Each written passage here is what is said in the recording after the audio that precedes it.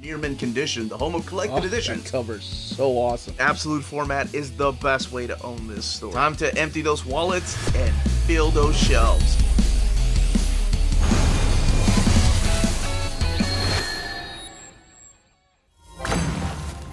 How's it going, all you minties? Uncanny Omar here from Near Mint Condition, the home of collected editions, and join me today for your advanced look at the World War Hulk Omnibus. This is the new printing from Marvel Comics, so let's take a look at it together.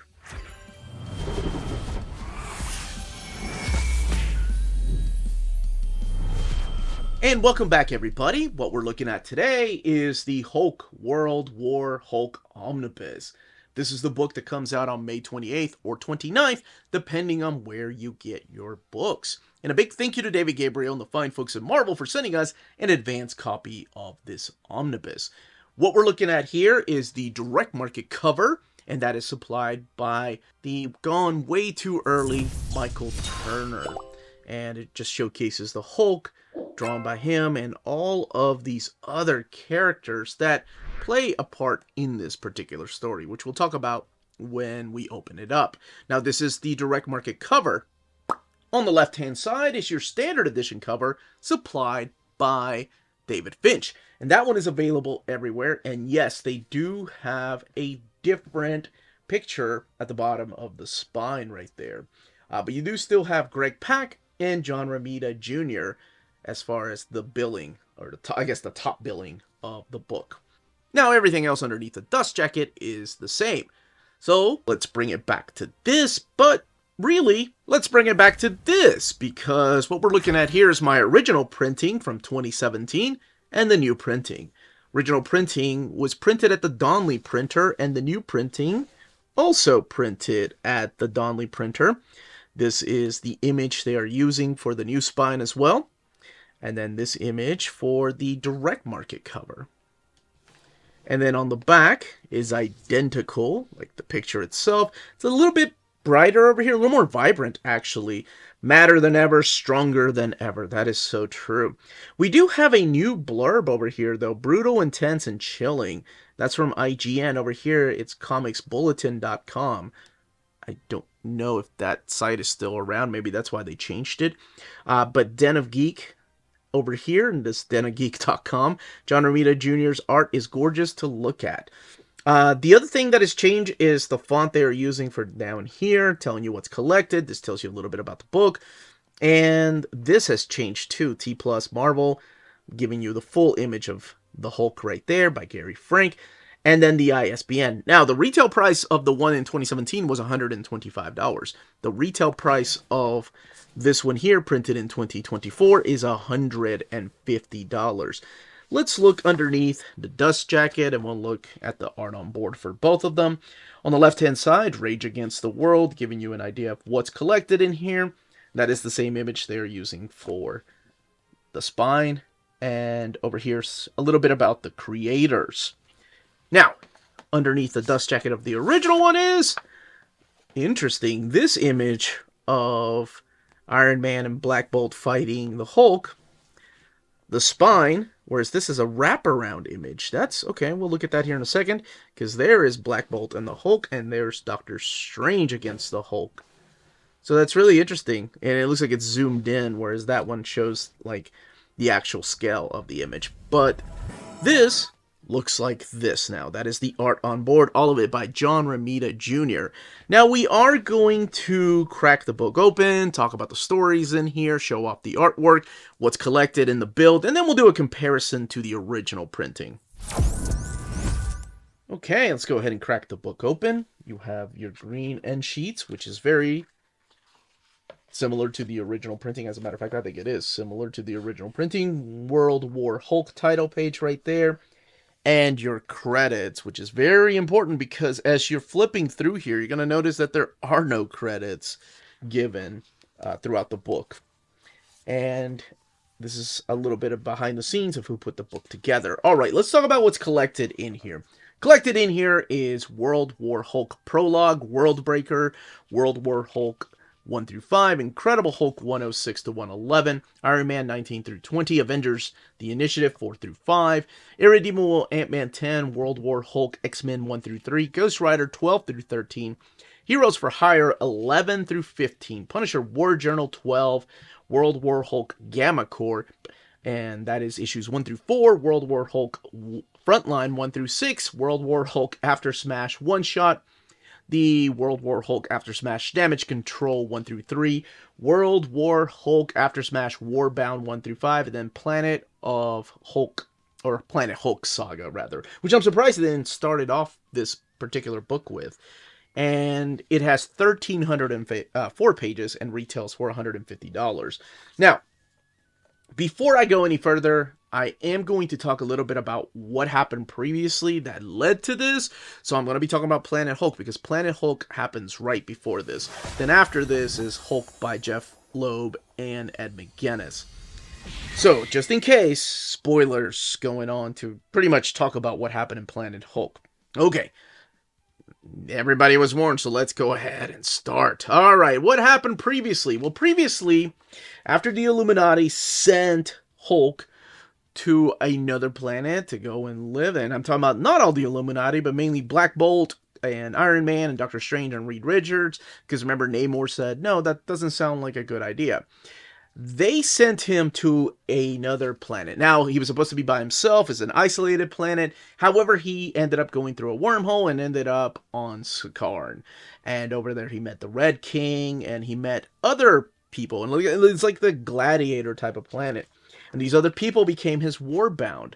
So I'm talking about characters like Hiroim and Eloy and Korg and Meek and No Name of the Brood and Mung and Arch E5912, and they became his warbound because they got together. Now, he fell in love while he was there too.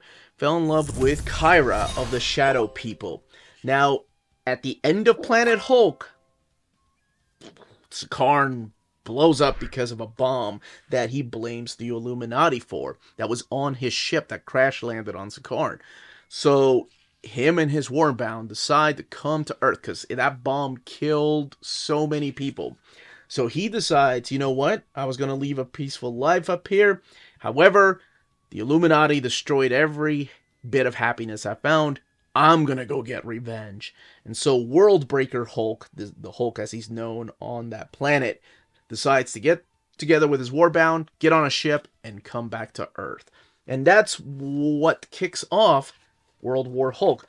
Now we get a little bit of a introduction to Amadeus Cho and his role in this. Now, of course, he appeared previously, but this is more of a Champions reunion, the Incredible Hulk issues.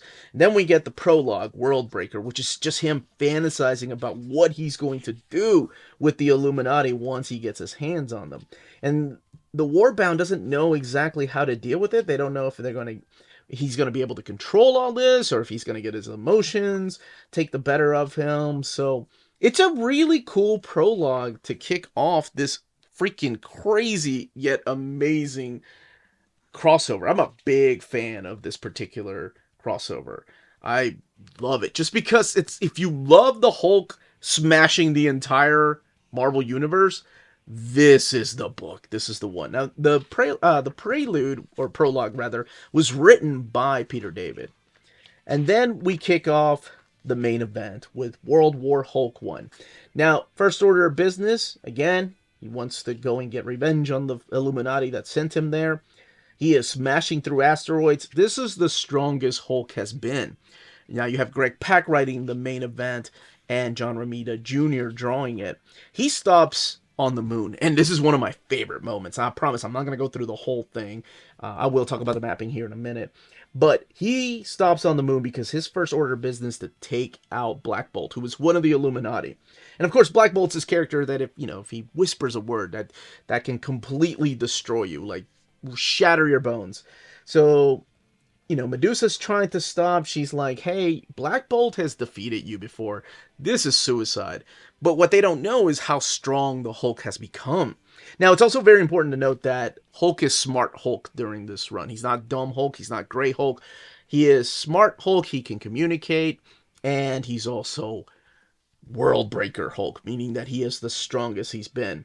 Now, when Black Bolt whispers enough, the Hulk gets taken, like he gets thrown back, and then he says, I didn't come here for a whisper.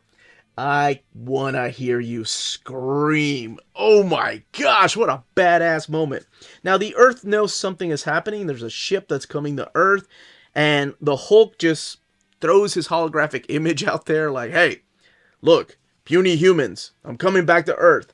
I want these four people that you call heroes. Let me tell you what they did. And he goes through the whole thing about what happened to his planet, what happened to his queen, and how him and his Warbound are coming to Earth. There's Korg, Meek, and Eloy, and Hiromi, and Brood. And those are the ones that are coming to fight. He's like, I'm going to come to Earth and destroy those people. You have one day to evacuate New York City because I'm going to make it into a huge gladiator ring. And nothing's going to stop me. So I'm going to do this to the rest of the Illuminati and anybody that stands in my way. So Doctor Strange and Iron Man have a conversation. They want to get Robert Reynolds, Bob over here, Sentry involved, because he is, at this moment, the strongest character in the Marvel Universe. Because keep in mind, this is also after Ragnarok. So Thor was gone, not the movie, but the event by Michael Avon Oeming. There was no Thor comic. He's gone, and at this time, Captain America isn't here. So these big heavy hitters aren't in the Marvel Universe during this time. And Iron Man gets a new, Hulk Buster armor. He goes up against Hulk, and let's skip a little bit through here. There's a huge fight between them. There's one more moment I want to talk about Hulk. So it's pretty much Hulk just wrecking through the Illuminati and any hero that stands in his way. And one of my favorite moments, this is, again, Warbound, by the way, they're no pushovers either. They are equally as strong. Some of them are as equally as strong as the Hulk that went to Sakaarn, and before he became the World Breaker. I mean, they can hold their own. They're fighting against somebody as strong as Spider-Man, as She-Hulk, and you'll find out through these pages here when I show you a little bit of, the other ongoing series, like The Initiative and things like that, who they're fighting against. Thunderbolt Ross, so the U.S. military gets involved.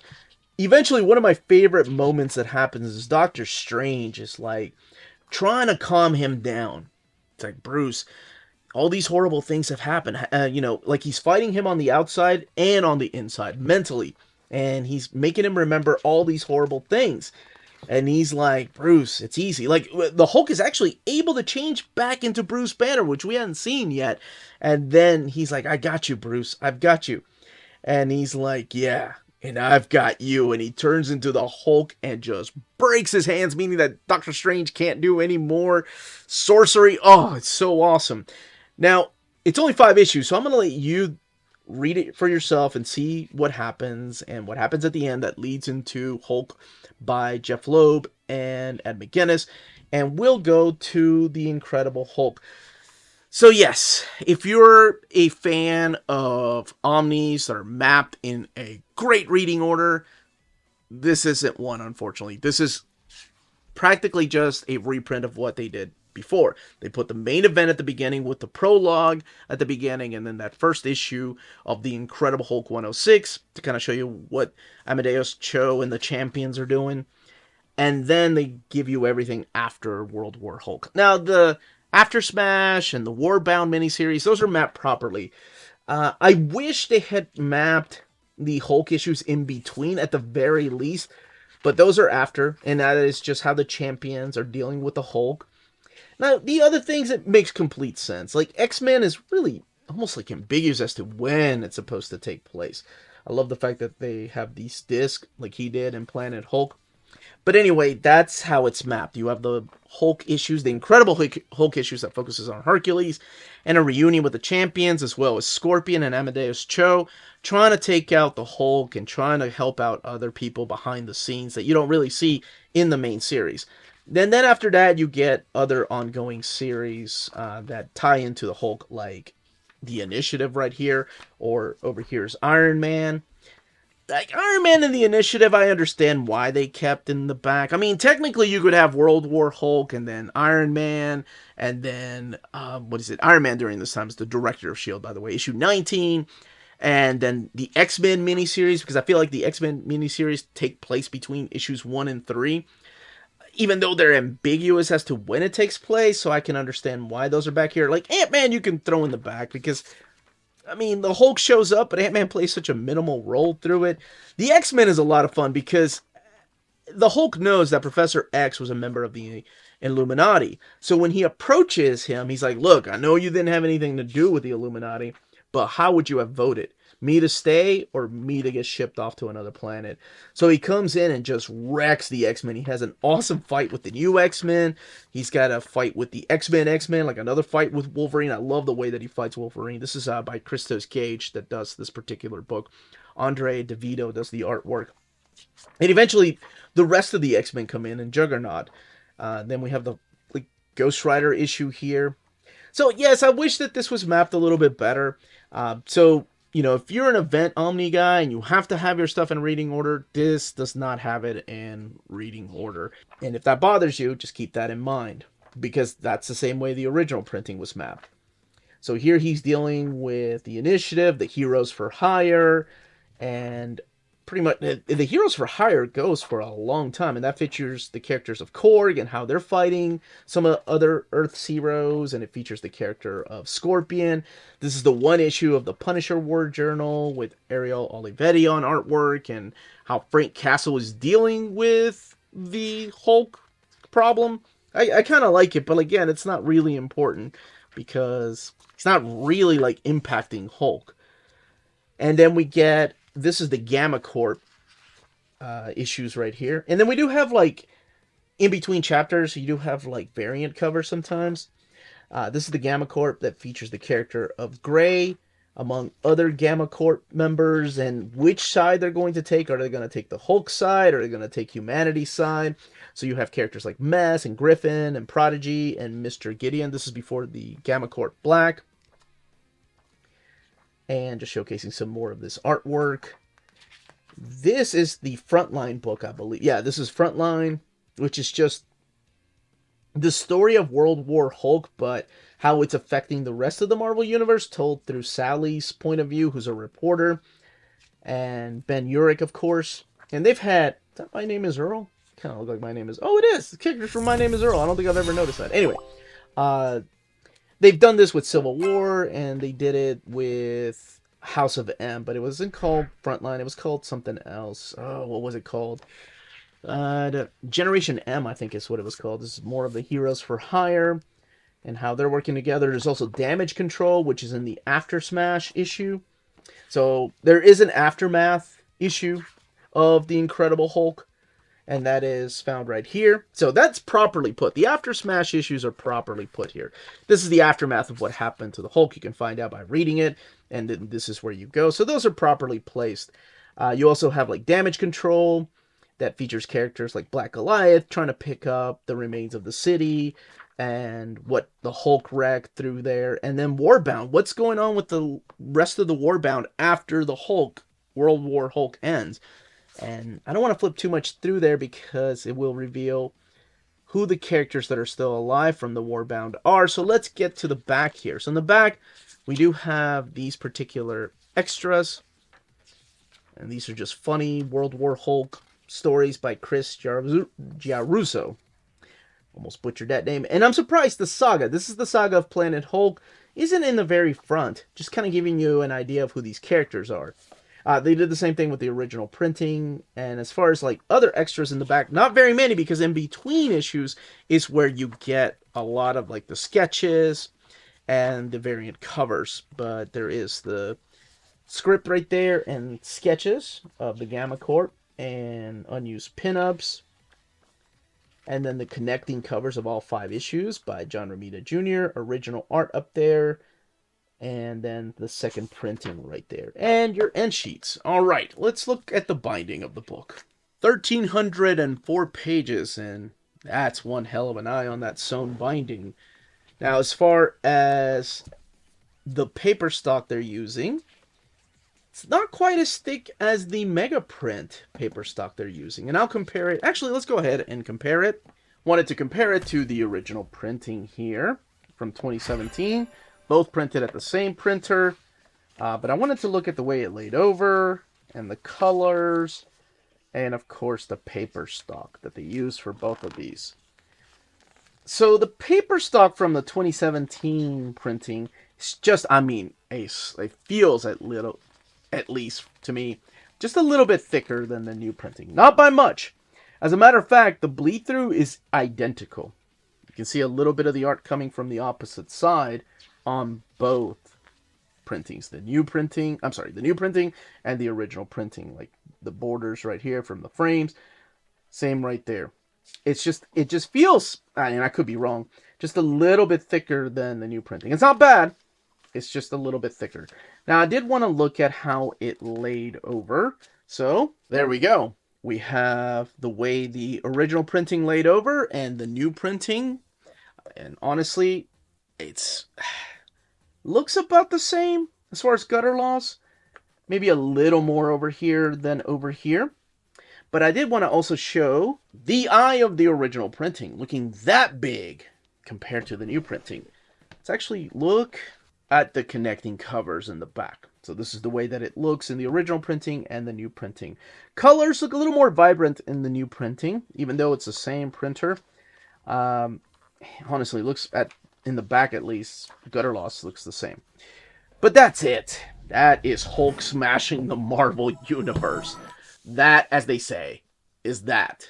If you're interested in purchasing this omnibus, don't forget to check out our sponsors. BD Cosmos, the Canadian leader in graphic novels. They have a physical storefront in Montreal, Quebec, and their website, bdcosmos.com, offers 25% off your order of over $99 or more, and free shipping everywhere in Canada for every order of $200 or more. Their shipping care is exceptional. Your books will stay cozy through the rough Canadian weather and arrive to you in near mint condition. After checkout, let them know Near Mint Condition sent you their way, and you'll be added to the monthly $25 gift card raffle. Entries are valid for new and returning customers. Don't be afraid to call or email them. Ask them questions. Their staff is always happy to help guide you towards the right purchase. Visit their website, bdcosmos.com, for more. BD Cosmos, with rewards and raffles taking care of customers in Canada. Eh? CheapGraphicNovels.com, your online home for graphic novels and collected editions up to 50% off cover price. They have excellent shipping and prompt and helpful service. Check out their bargain deals for up to 90% off cover price. And don't forget that CGN also takes pre-orders. That way you don't miss out on the hottest releases. And they are currently running a special promotion for you Minties. If you're a first-time customer, after receiving your order confirmation email, reply back to that email and let them know Near Mint Condition sent you their way. They will then apply a free shipping promotional credit to your next order in the US. Cheap Graphic Novels, your source for the hottest books with the kind of deep discount, quality shipping, and customer service that will keep you coming back for more. And that was the content, the page count, and build of this omnibus. Let me know in the comments down below if you plan on picking it up, if you have the original printing, if you are planning on picking it up, which cover you're going to go for, and if you have any questions down below. And of course, the one that I love asking is what other Hulk omnibus you would love to see come out in 2025. And that's it, everybody. Check us out on Patreon and Spreadshop. Amazing ways to support the channel if you can do so. Everyone stay healthy and safe out there. Much love.